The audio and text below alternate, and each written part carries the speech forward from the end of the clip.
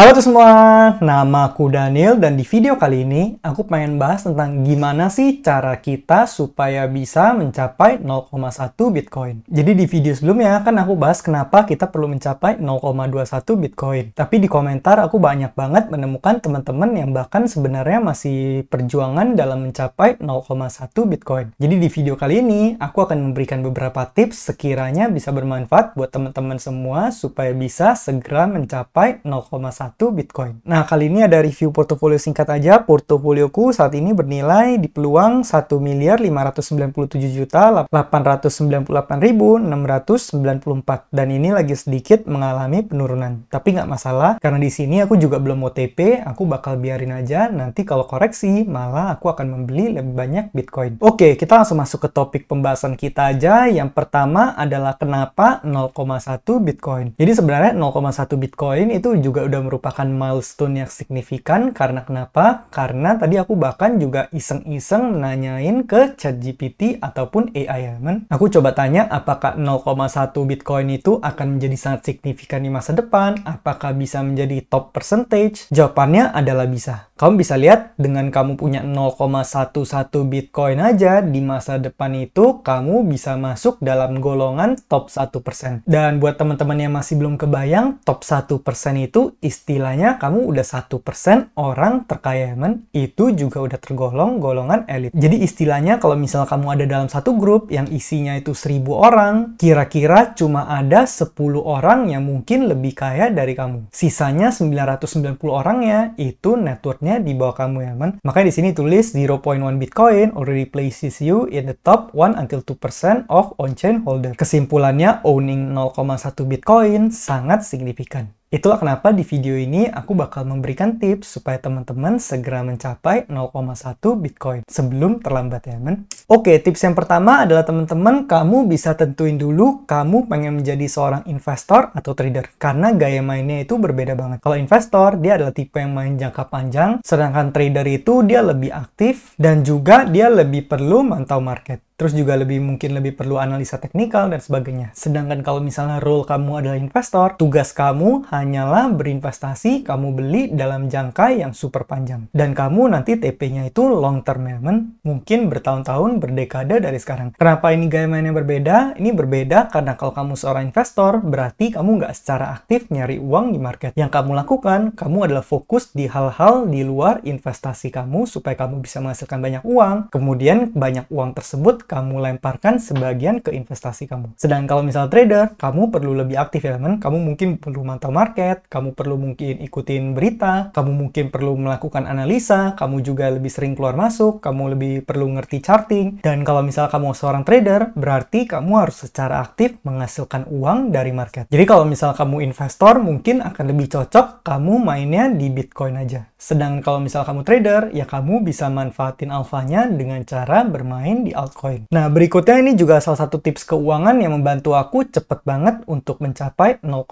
Bitcoin pada saat waktu itu. Yaitu adalah sisihkan sebagian besar dari income sehingga kamu bisa membangun portofolio kamu, teman. Kalau aku pribadi, aku waktu itu pas awal-awal aku memulai karirku, aku hidupnya itu super duper irit sampai aku selalu invest 70-80% income aku. Apakah hal itu adalah hal yang mudah dilakukan? Jawabannya enggak. Tapi tetap aku lakukan dan aku stick pada rencanaku itu, aku stick pada game planku itu, aku lakukan dalam jangka yang super panjang. Jadi teman-teman juga boleh ikutin ini, walaupun mungkin teman-teman nanti di awal-awal yang menderita, tapi kamu nanti kalau misalnya udah terbiasa, kamu akan malah rasanya aneh kalau kamu nggak berinvestasi. Cuman dia seiring berjalan waktu, kalau misal kamu udah terbiasa, habitsnya udah mulai kebentuk, nanti kamu akan bisa melakukannya dengan sangat mudah, teman. Berikutnya tinggal masalah konsistensi dan disiplinnya aja. Berikutnya ini kurangi gaya hidup konsumtif kamu. Jadi kalau misalnya mungkin ada godaan untuk membeli ini itu, ada godaan untuk lebih sering keluar main, atau misalnya nongkrong-nongkrong, abisin uang, sebaiknya kita hindari hal-hal konsumtif seperti itu, teman. Karena buat kamu yang masih di awal karir, sebenarnya motong pengeluaran itu akan jauh lebih mudah dilakukan jika dibandingkan dengan meningkatkan income. Aku pribadi juga seperti itu, teman. Aku udah berusaha meningkatkan income aku juga mengurangi pengeluaran aku. Makanya seperti yang tadi aku bilang, aku bisa investasi 70-80% dari income. Nah, berikutnya ini yang tadi aku sebut juga, yaitu kamu harus aktif mencari income tambahan. Jadi kamu jangan bergantung dari satu pekerjaan aja, tapi kamu berusaha untuk membuild multiple stream of income. Contoh kalau misalnya kamu udah punya penghasilan dari kerjaan utama, ya mungkin setelah kamu pulang dari kerjaan utama, kamu bisa lakukan side hustle kamu. Misal kamu punya skill editing, kamu tawarin jasa edit kamu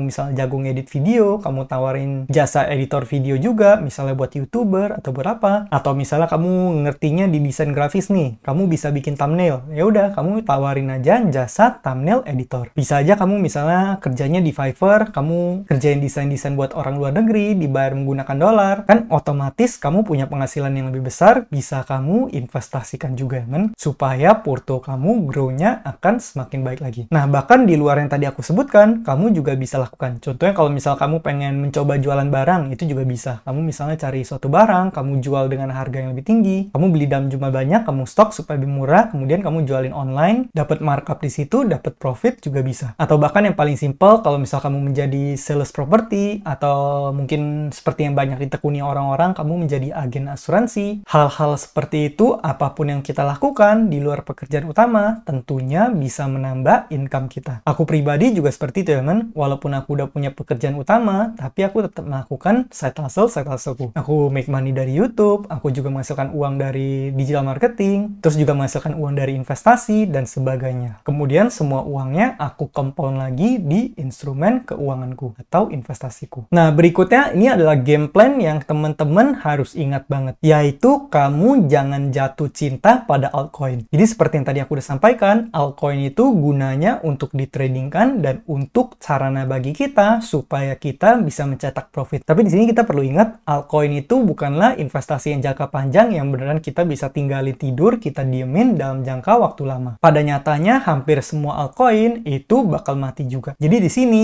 goal kita adalah menggunakan altcoin untuk mendapatkan lebih banyak Bitcoin. Maka di sini kalau teman-teman lihat skemanya itu invest altcoin, kemudian setelah kita mendapatkan untung, kita take profit. Setelah kita udah mendapatkan profit, kita gunakan lagi untuk nge-stack. Apa? Stacknya adalah Bitcoin. Jadi altcoin tujuannya kamu gunakan untuk meningkatkan posisi kamu di Bitcoin. Kemudian kamu tinggal repeat aja stepnya. Kenapa aku mengatakan hal seperti ini? Ini jawabannya adalah sesimpel, altcoin itu dari waktu ke waktu pasti bakal mati juga, teman. Bahkan sesimpel gini aja, kamu bisa lihat dari tahun 2017, ini kan terdapat 5.000 plus altcoin. Bitcoin dominance itu di angka 53%. Kemudian fast forward tahun 2024, terdapat altcoinnya jauh lebih banyak, tapi Bitcoin dominance itu tetap di angka 50-an%. Yang artinya Bitcoin itu jauh lebih kuat daripada altcoin. Dan bayangin itu seluruh altcoin digabungin jadi satu, masih nggak ada apa-apanya dibandingkan Bitcoin. Makanya itulah kenapa Bitcoin not crypto, Bitcoin itu berbeda dengan altcoin yang lain. Bahkan sesimpel gini aja, kamu coba lihat top 10 altcoin yang ada di tahun 10 tahun lalu, kamu bandingkan dengan hari ini. Apakah listnya itu berbeda? Jawabannya udah pasti sebagian besar koin yang dulunya ada, yang dulunya juara, sekarang bahkan udah nggak ada di list itu. Makanya Bitcoin ini berbeda dengan kripto lain. Bitcoin bakal selalu bertahan dan Bitcoin bakal jadi kripto terbesar selalu. Seperti yang teman-teman udah lihat dan yang udah aku sering bahas, itu Bitcoin adopsinya kian lama kian meningkat ya. Nah, berikutnya nih satu tips yang penting juga adalah Bitcoin itu sebenarnya dari waktu ke waktu, mau dia dalam bull market sekalipun, dia selalu bakal mengalami yang namanya koreksi. Makanya di sini aku tulis koreksi itu wajar. Teman-teman bisa baca, be ready for a big dips even in bull market. 30-40% dip are not uncommon. Teman-teman bahkan bisa lihat chartnya di sini, Bitcoin itu dalam bull case sekalipun dia tetap bakal ada koreksi ya. Naik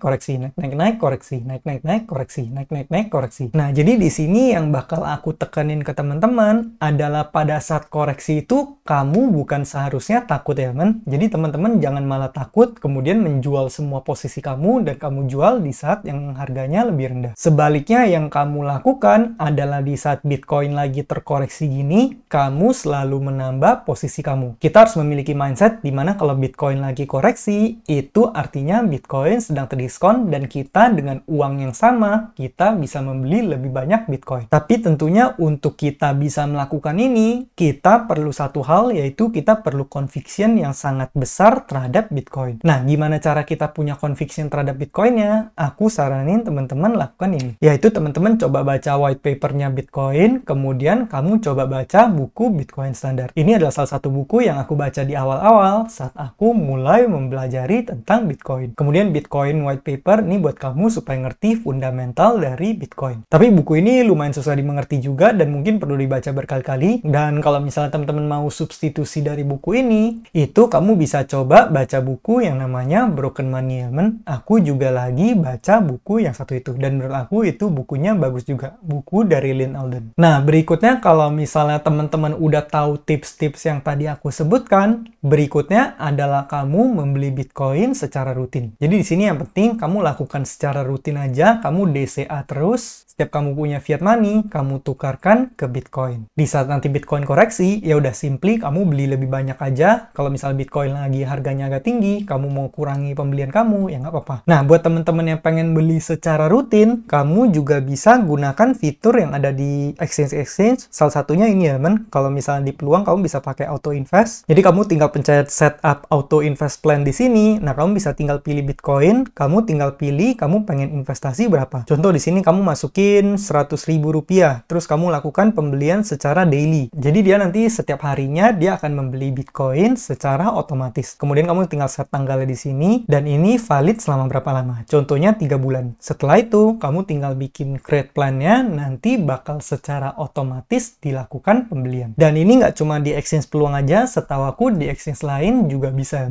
teman-teman boleh cek aja exchange mana yang ada fitur seperti ini. Buat teman-teman yang nggak mau repot DCA dan ribet-ribet beli secara manual, ya kamu bisa pakai fitur-fitur seperti ini. Tapi ini buat bantu kamu aja, tapi secara fundamental, yang penting adalah kita selalu menambah posisi kita di Bitcoin. Nah, berikutnya ini sebagai penutup aja, gimana caranya supaya tadi bisa mencapai 0,1 Bitcoin, adalah kita perlu mengingat yang namanya first rule of Bitcoin. Apa itu peraturan pertama dari Bitcoin? Peraturan pertama dari Bitcoin adalah you never sell your Bitcoin. Jadi teman-teman jangan sampai menjual Bitcoin kamu. Segenting apapun itu, sebisa mungkin Bitcoin kamu jangan dijual, teman. Karena kenapa? Bitcoin itu adalah aset yang udah didesain dalam jangka panjang, itu nilainya akan semakin meningkat. Kamu boleh coba save video ini, kemudian kamu tonton mungkin 5 tahun dari sekarang, 10 tahun dari sekarang, 15 tahun dari sekarang, kamu balik lagi ke video ini, kamu bisa lihat harga Bitcoin itu udah di harga berapa. Nah, tentunya untuk teman-teman mengerti hal-hal seperti ini, kamu perlu pelajari Bitcoin, at least itu ratusan sampai ribuan jam, teman. Dan itulah yang udah aku lakukan, dan itulah kenapa aku berani berinvestasi secara signifikan di Bitcoin. Nah, mungkin kira-kira itulah beberapa tips yang bisa aku berikan. Sebenarnya masih banyak tips lain lagi, tapi nanti aku bakal bahas di video-video selanjutnya. Bagi teman-teman yang belum subscribe, pastikan kamu subscribe dulu. Terus kemudian teman-teman juga boleh tulis kolom komentar berapa Bitcoin yang udah kamu kumpulkan selama ini, dan juga berapa target yang pengen kamu capai di kedepannya nanti. Kamu juga boleh sharing apapun seputar perjalanan investasi kripto ataupun Bitcoin kamu. Biar teman-teman yang lain yang baru datang bisa menggunakannya buat referensi belajar bersama-sama, ya, teman. Nah, mungkin sekian aja pembahasan kita pada video kali ini. Semoga video ini bermanfaat, dan akhir kata jangan lupa untuk selalu invest in yourself. Sampai jumpa di video berikutnya. Bye!